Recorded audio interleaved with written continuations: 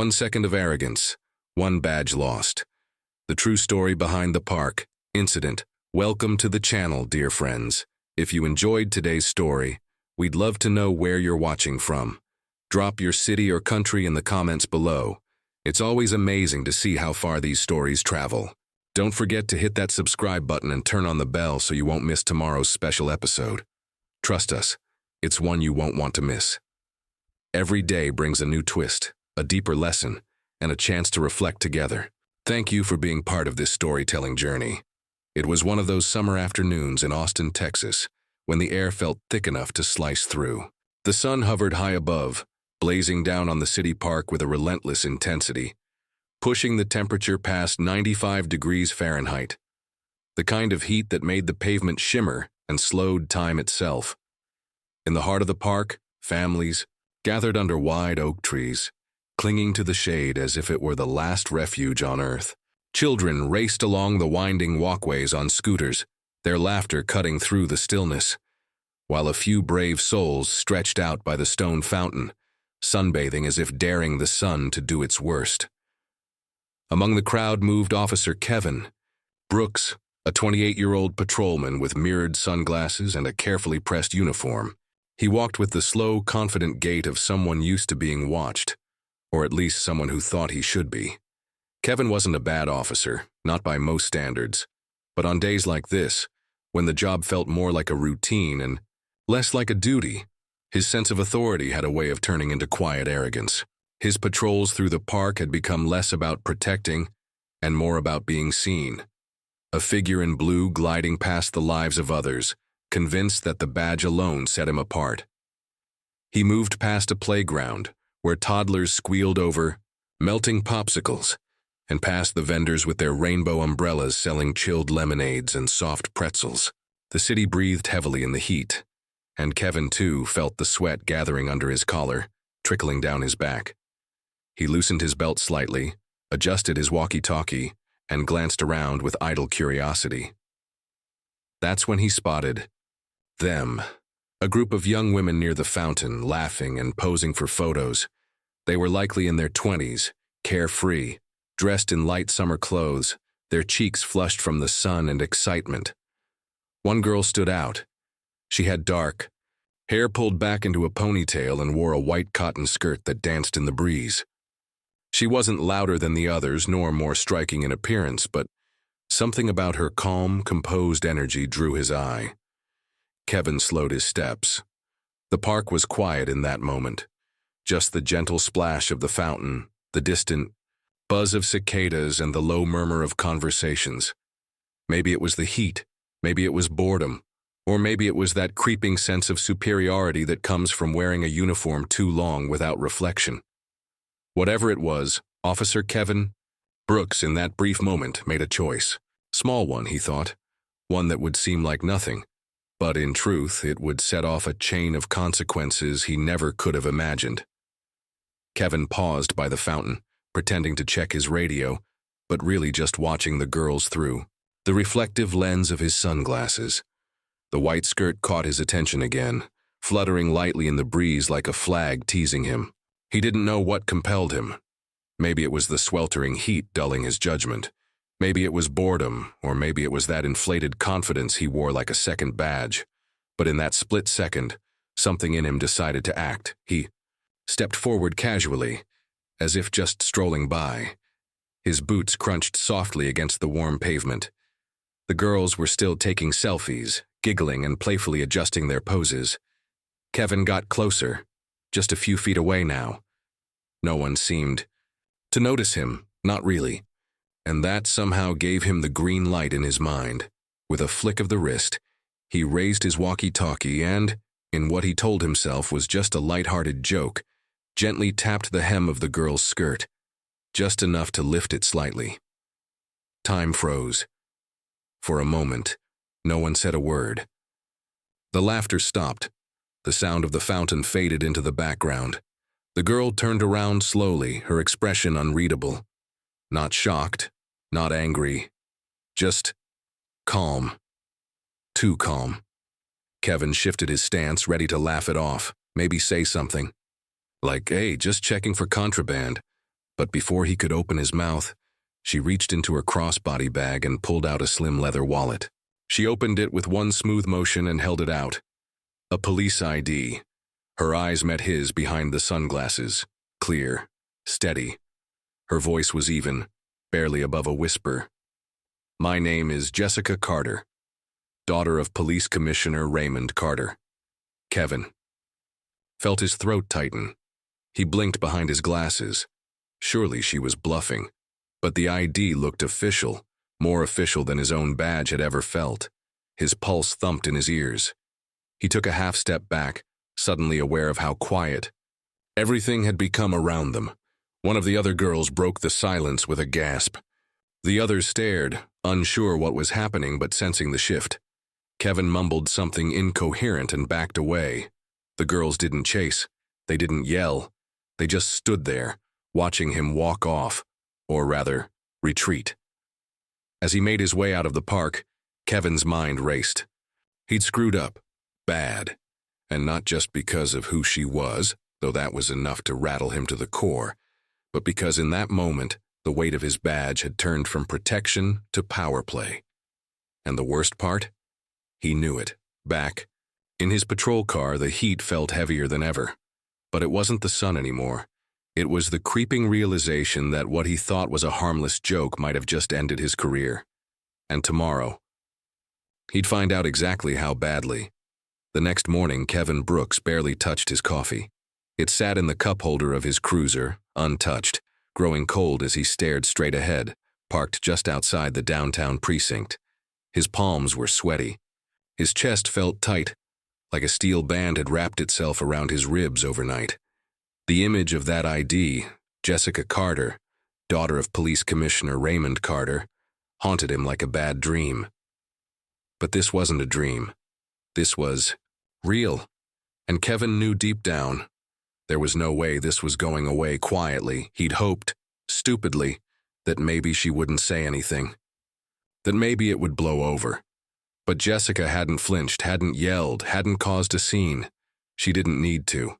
That quiet confidence in her eyes had said everything. She didn't need revenge. She had power, real power. And all she had to do was make one phone call. At exactly 9:07 a.m., Kevin's phone buzzed.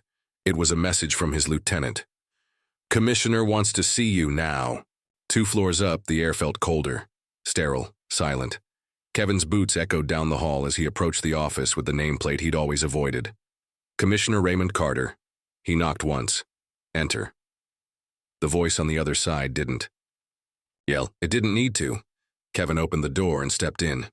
The commissioner sat behind a large oak desk, flanked by a wall of commendations and photos of officers past and present. He was in his late 50s, tall, iron-gray hair, posture as rigid as a military general. His eyes, the same calm, steady eyes Kevin had seen in Jessica, were locked on him. "Officer Brooks," the commissioner said, his tone measured, professional, and ice-cold. "Sit."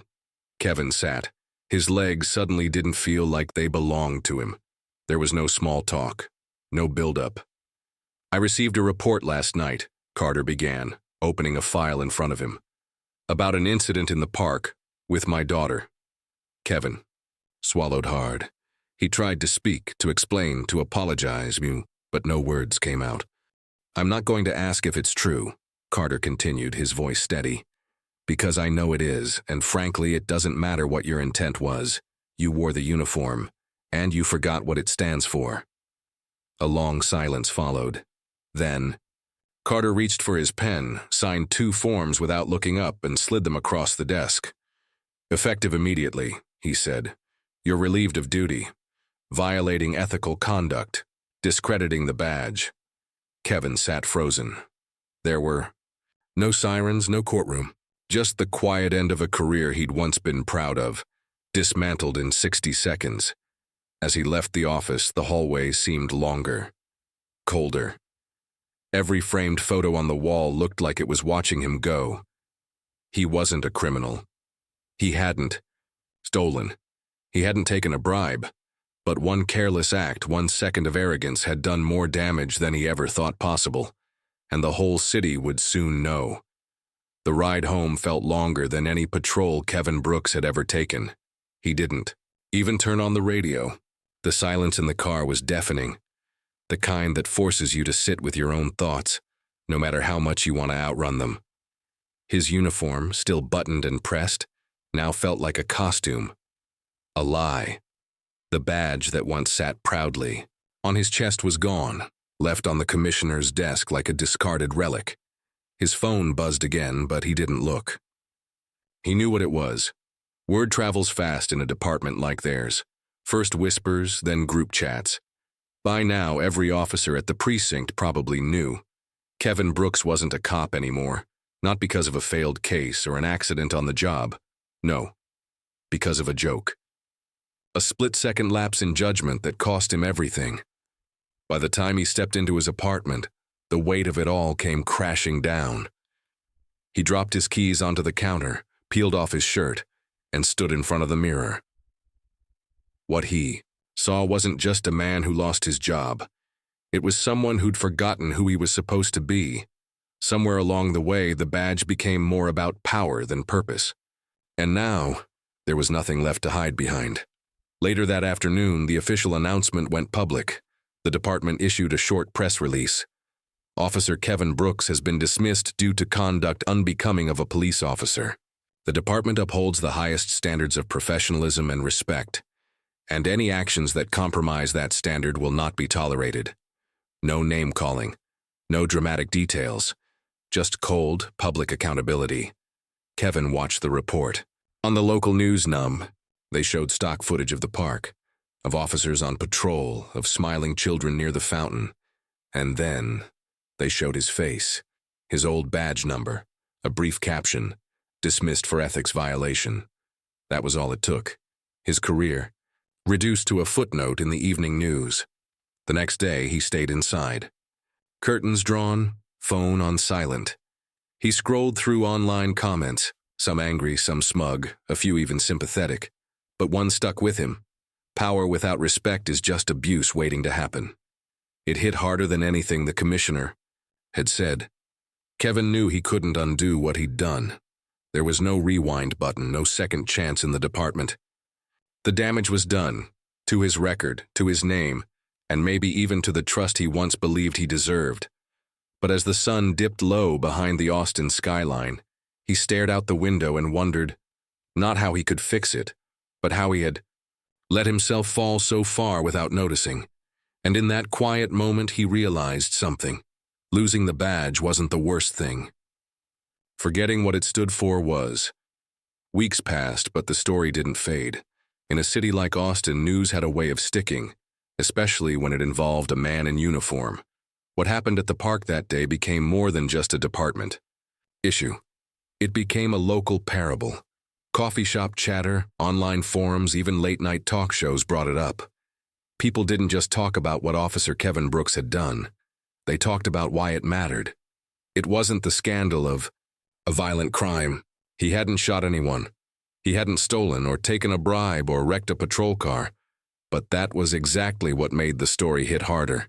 He had power, and he used it, not to serve, not to protect, but to amuse himself. And the moment the badge he wore lost all its weight. It wasn't just about Jessica Carter anymore. It was about what the uniform represented, the trust it carried, the responsibility it demanded. People expected officers to be human, yes, but not careless, not entitled, not blind to their own behavior. Commissioner Carter never addressed the media. He didn't need to.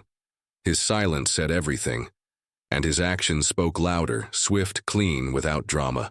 In a world where scandals often dragged on for months, Kevin's career had ended in less than 24 hours. No appeal, no delay, just accountability. And that stuck with people. Parents told their kids the story, not to scare them, but to teach them. Teachers used it in classrooms. One moment of arrogance, they'd say, can undo years of work. Local blogs called it the Fountain incident. For a while, the park was unusually quiet. Officers walking that route stood a little straighter, nodded a little more often, aware that eyes were watching, not just for safety, but for character. Kevin Brooks became a cautionary tale, not out of cruelty, but out of necessity. His name wasn't dragged through the mud, but it wasn't forgotten either. His story became a reminder that respect can't be worn like a badge. It has to be earned and protected. Sometimes it takes just one story like his to make others look in the mirror. As for Kevin, he disappeared from the spotlight. No interviews, no statements, just silence. Some said he moved out of town, others said he was trying to find work in private security. But the truth, nobody really knew. What mattered more was the imprint he left behind. Not as a villain, but as a warning, Austin remembered. Not because the city wanted to shame him, but because the city couldn't afford to forget what happens when power forgets to kneel to humility. And maybe, just maybe, somewhere out there, Kevin remembered. 2. What would you have done in this situation? Do you think the punishment was fair, or was it too harsh for what some might call a harmless joke? We want to hear your thoughts. Stories like these remind us that power, even in small gestures, carries weight. Officer Kevin Brooks made a decision in a split second, and it changed the course of his life forever. But was it truly just one moment of arrogance, or was it a reflection of something deeper in the system? Drop your comments below and let us know where you're watching from. Do stories like this happen in your city? Have you ever witnessed someone misuse their authority? Or have you seen someone stand up and do the right thing in a tough situation? Your voice matters. The more we talk about accountability, respect, and the value of integrity, especially in those who wear a uniform, the more we can understand the world we live in. And don't forget to subscribe to the channel so you won't miss tomorrow's powerful new story. Every comment brings a new perspective. So, go ahead, speak your truth. Let's make this a space for real conversation.